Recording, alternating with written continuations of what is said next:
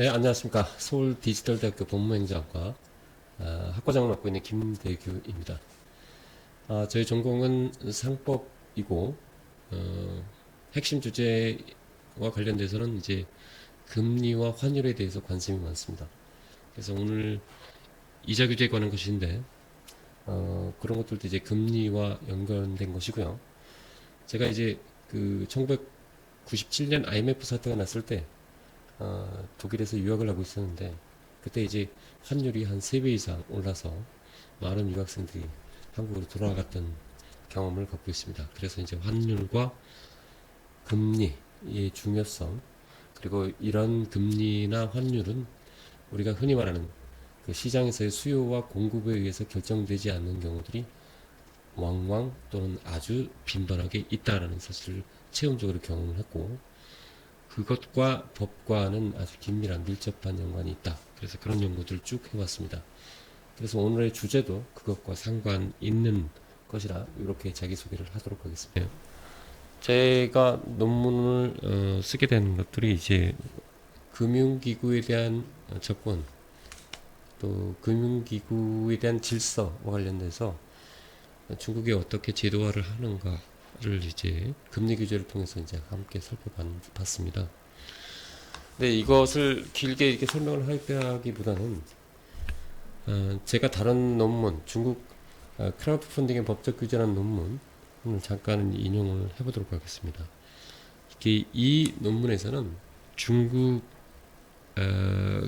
어떤 일어나는 금융 혁신이라고 하고, 이런 것들이 이제 우리가 흔히 금융 규제 또는 제도화 시스템을 이제 영미법계와 또는 대륙법계로 이제 구분을 하는데, 또 저 논문에서 이제 대륙법계 또는 정부주도형 법적 규제, 그리고 영미법계의 이제 시장 주도형 규제, 뭐 이렇게 구분을 해서 중국의 금융 혁신은 특히 이제 크라우드 펀딩과 관련해서는 영미법계와 같은 이제 시장 주도형이고 창의적이다, 이렇게 평가를 한 바 있습니다. 저는 기본적으로 이런 식의 구분이 적절한가에 대해서는 뭐 의문이 있지만, 단순하게 이렇게 본다고 한다면 시장 주도형이라는 것은 상대적으로 정부 주도형에 비해서 맞지 않나 싶은 생각이 듭니다. 특히 금융에 한해서는. 이제 문제는 이제 시장 주도형으로 하게 되면 여러 가지 이제 위법한 행위들이 이제 일어나겠죠. 이제 그런 것들을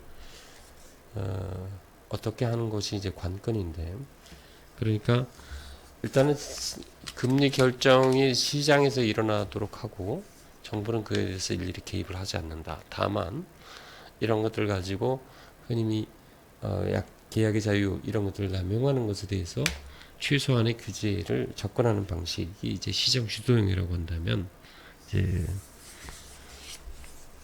민간 경제에서 중국이 개혁 개방 이후로 비법 사금융, 요새 비법 사금융이라는 것은 중국식 표현인데, 우리나라에서는 이제 인가나 허가 등록을 받지 못한 경우는 불법 사금융이라고 하는데, 중국에서는 이제 비법 사금융이라고 합니다.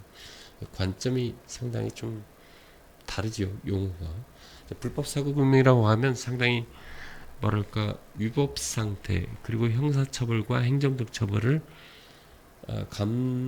가능한 그런 사금융이라고 생각하는데, 이제 중국에서는 우리와 같은 금리 규제를 실시하지 않고, 또는 실시해도 그런 것들이 이제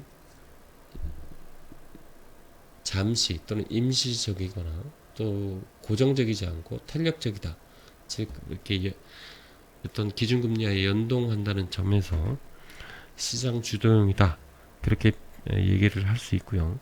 그래서 이제 질문에 민간 경제에 의해 비법 사금융을 방임했다, 그리고 나중에 제도화했다, 이렇게 얘기를 하는 것은 시각적으로는 그렇습니다만, 시끌에 얘기하면 시장이 또는 금융시장이 성장하도록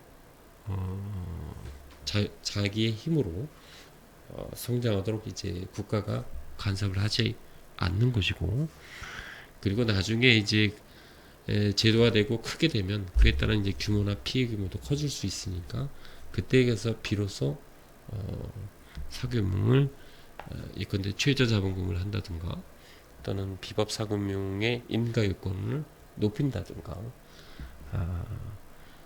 또는 기타 이제 금융감독을 받도록 한다든가 이런 정도의 제도화가 이루어졌다 라고 설명을 할 수 있을 것 같습니다. 이런 제도화를 하게 된 배경은 아무래도 경제적 배경이고요. 이게 정부가 국가 주도의 또는 정부 주도의 경제 개발을 하는데 제일 필요한 것이 돈이죠. 그러다 보니까 주요 기관은행 또는 전국 단위의 영업을 하는 은행들이 주로 국가 정책에 따른 기관 산업 또는 핵심 산업들을 정책 육성 산업에 이제 융자를 하나 집중하게 되죠. 그런데 그만큼 이제 소비자 금융 또는 사금융 같은 경우는 자금이 늘 수요가 공급을 압도적으로 초과하는 상태에 있게 된다. 그렇게 되면 금리가 오르고 그리고 국민들의 삶이 개선되지 않겠죠. 그렇기 때문에 이 부분에 대해서 민간 금융을 적극적으로 이제 자발적으로 생성할 수 있도록 했고요. 특히 이제 우리가 금융위기라는 것들이 주기적으로 발생을 하죠. 주기적으로 발생한다는 얘기는 뭐냐면 이제 미국이 이제 기준금리를 올리면 그리고 내리면 그에 따라서 여러 가지 사태들이 생기는데 예컨대 2001년 미국의 IT 버블이 터졌을 때 또는 2008년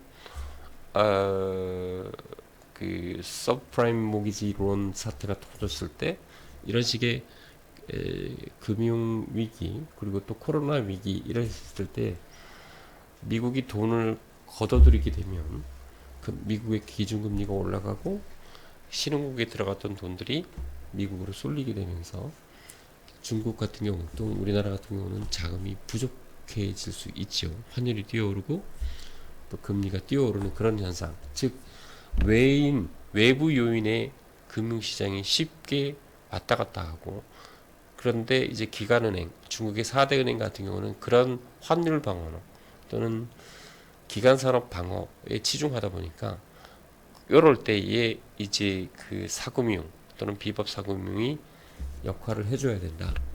그래서 이제 적극적으로 방임하고 스스로 자유롭게 성장을 하고 자기 비즈니스 모델을 찾도록 하지 않았나 했다라고 봅니다. 네, 중국과 우리나라의 차이, 물론 이제 여러 가지 차이들이 있겠지만 제도상 차이에 대해서 집중을 해보면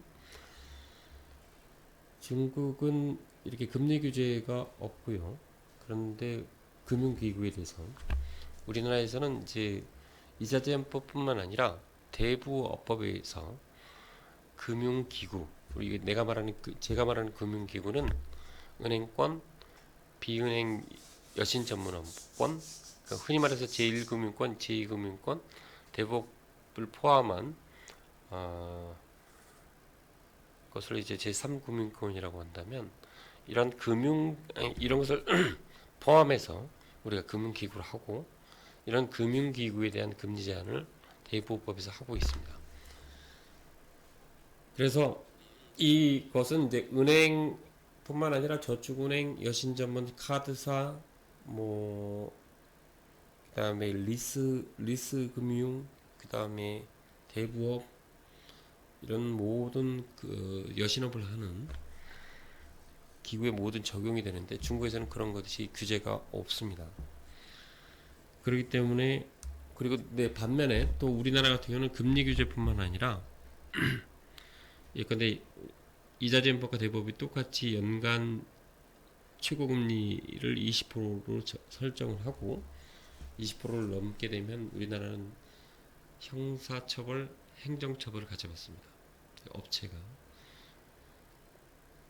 그리고 이제 그거 외에 간주이자 규제라고 해서 예컨대 명목이자 외에 비용으로 받는 돈 이런 것들도 모두 예컨대 수수료 이런 것들이죠. 이런 것들도 모두 이자를 처리하기 때문에 이 이자 상한선이 실질 상한선은 훨씬 더 낮다. 그리고 만약에 특히 이제 대출 기간이 짧은 3개월짜리, 6개월짜리, 3개월짜리, 1개월짜리 이런 것들은 우리가 초단기 금융이라고 하는데, 이런 초단기 금융 같은 경우는 이제 그 월 단위로 받는 경우들이 있죠. 이렇게 월 단위로 받게 되면 달리 환산 의무라고 해서 연리 20%를 12개월로 나누어서 예컨대 한 달에 우리가 연리 20%면 한 달에 1점 몇 프로죠. 열 12로 나누게 되면 만약에 전에는 연리 24%였을 때는 뭐 간단하게 12로 나누면 한 달에 2% 이상 이자를 받으면 안 되는데 20%로 떨어졌으니까 1점 몇 프로가 되길 겁니다. 1.6% 정도 될 것 같습니다. 자, 그런 규제가 있는데 문제는 이제 이런 규제들이 들어가게 되면 행정 규제, 영업 규제가 되면 누가 불리하냐면 은행들은 이렇게 금리 규제를 해도 별 문제가 없습니다. 왜냐하면 일단 은행에서는 신용이 좋은 사람들 그리고 조달 자금이 대규모 은행 수신 거래를 하기 때문에 조달 자금이 아주 쌉니다. 그죠? 그래서 크고 고객이 많은 그런 은행, 대형 은행 그리고 반대로 고객이 짧고 그런 뭐죠? 조달 금리가 아주 비싼 그런 소형 업체들 같은 경우는 불리한 구조를 갖고 있다라고 말씀드릴 수 있습니다. 그래서 우리나라 같은 경우는 이런 금리 규제를 하고 있는데 쉽게 얘기하면 우리나라는 금융시장 또는 여신시장이 축구로 비유를 해보면 1부 리그, 2부 리그, 3부 리그 이런 형식으로 되어 있다. 프로리그가. 그러니까 이자제한법은 그죠? 아마추어들한테 적용이 되는 거고 이제 대법상 금리 규제는 이제 프로페셔널 플레이어들한테 이제 적용이 되는 것들인데요.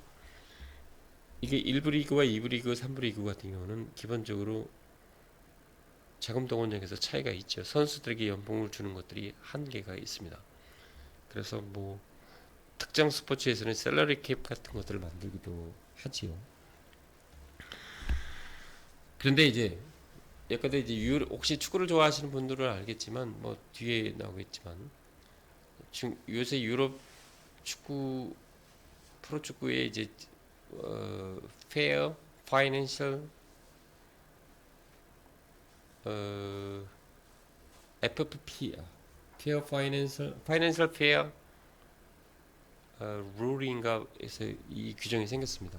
이것은 첼시의 그 러시아 재벌 올리가르히라는가 맨시티의 뭐 카타르 석유자분들이 이렇게 들어와서 엄청난 투자를 해서 이렇게 갑작스레 이렇게 유럽 선수권을 제패할 정도의 강력한 팀으로 만들었는데 이렇게 되면 이제 부자 구단과 그 약한 구단 그렇게 이런 구단과의 이제 어떤 실력 차이가 커져 버리니까 그러니까 그런 것들을 못하게 제한하는 것들인데 원래는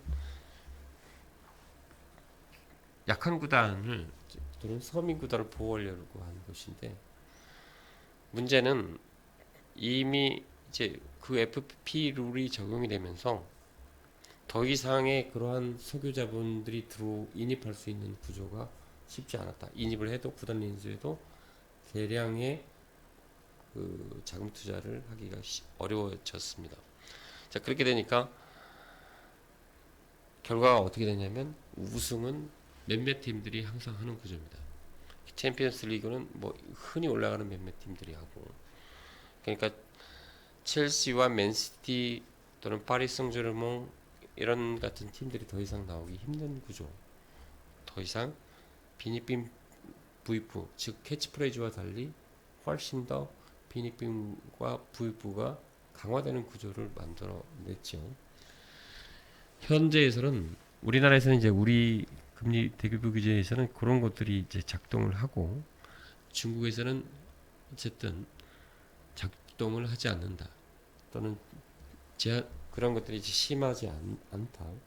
그렇기 때문에 이제 소액 대부업을 하고 또는 인터넷 금융을 하더라도 일정한 자본을 축적을 하게 되면 대형 은행이 될 수 있는, 그래서 처음에는 알리페이나 뭐 우리가 중국에 가면 그 뭐 채팅하는 지금 그 프로그램이 지금 생각이 안 나는데 거기서 이렇게 돈을 하게 되는데 그런 것들이 이제 대형 은행으로 크게 되죠. 그래서 흔히 쉽게 이렇게 간단하게 얘기하면 중국의 대부 규제에서는 3부 리그에서 2부 리그로 올라갈 수 있는 여지들이 아직은 많이 있다. 그리고 2부 리그에서 1부 리그로 올라갈 수 있는 구조가 있다. 그런데 우리 같은 경우는 그것이 그 유럽 축구의 FFP 룰처럼 그런 것들을 막는 그러한 장치들이 대법법에 워낙 중층적으로 깔려 있어서 더 이상 3부 리그가 2부 리그로 올라갈 수 있는 여지들이 차단됐다. 이렇게 얘기를 할 수 있겠습니다. 네, 지금 고물가 경기 침체란 말을 안 씁니다. 왜 안 쓰냐면 이게 뭐냐면 가난한 사람한테 너 가난하지? 이렇게 묻는 거와 비슷한 느낌입니다. 공식적으로 고물가 경기 침체라고 인정을 하지 않고요. 우리가 경기 침체를 이제 영어로 하면 이제 Great Recession이라고 많이 하는데 여기 Great가 들어가 있습니다. 옛날에는 이제 대공황이라는 말을 썼습니다. 이제 Great Recession 또는 뭐 연표는 대공황이라는 표현을 썼는데 대공황이 갖고 있는 언어적인 내가 아주 부정적인 이미지 때문에 그 말을 안 쓰고 그 다음에는 용어로 바꿔가지고 경기 침체라는 말을 쓰는데 거기에 great가 들어가게 되면 대가짜가 되죠. 근데 우리가 이제 그 서구에서 20세기에 보면 30년대, 20년대 우리가 대공황이 왔었고 30년대 경기 침체가 그 결과로 이어졌습니다. 그 결과 이제 2차 세계대전으로 가는 어떤 지름길을 걷게 됐죠. 그래서 이제 30년대 경기 침체를 해소한 것은 뉴딜이 아니라 전쟁이었다. 추가된 공급을 이제 해결하고 그런 얘기가 있는데요. 70년대의 경기 침체는 어떻게 해결을 했느냐? 그때도 돈이 많이 풀렸습니다. 왜냐하면 미국이 베트남 전쟁을 치르면서 엄청난 돈을 썼기 때문에 풀어놨기 때문에 그것들이 이제 시중에 흘러 들어가서 뭐 우리나라 같은 경우는 그거로 이제 뭐 새마을운동도 하고 막 그랬습니다만 전 세계에 퍼지게 되면서 이제 물가 인상이 되고 우리도 79년도에 물가 인상이 너무 심하니까 11.6 사태 거기 부마 사태 이런 것들이 일어났습니다. 그때 이제 뭐 부마에서 데모한 사람들이 뭐 없는 사람들 구두 닦기부터 시작해서 없는 사람들이 나서고 이런 걸 가지고 이제 박정희 대통령 밑에 차지철 경호실장과 중앙정보부장이 무력으로 진압을 해야 된다. 그러면 정권이 체제가 위험하다라고 반대하다가 그렇게 해서 대통령은 총을 쏘게 됐다. 뭐 이런 얘기도 있지 않습니까? 그만큼 이제 물가 인상과 경기 침체가 세계적이었다. 미국도 심했죠. 이제 그때 해결하는 것들이 금리 인상, 시장 자유화였습니다. 그러니까 탈규제였고요. 그러니까 80년대 가보면 이제 미국에서 각종 금융 규제들이 사라집니다. 우리가 그때 레이건 대통령이 들어서면서 시장이 새롭게 자기 권력을 차지해야 된다라고 하면서 새로운 자유리즘, 리버럴리즘, 그래서 네오 리버럴리즘이 이제 다 도래를 했고요.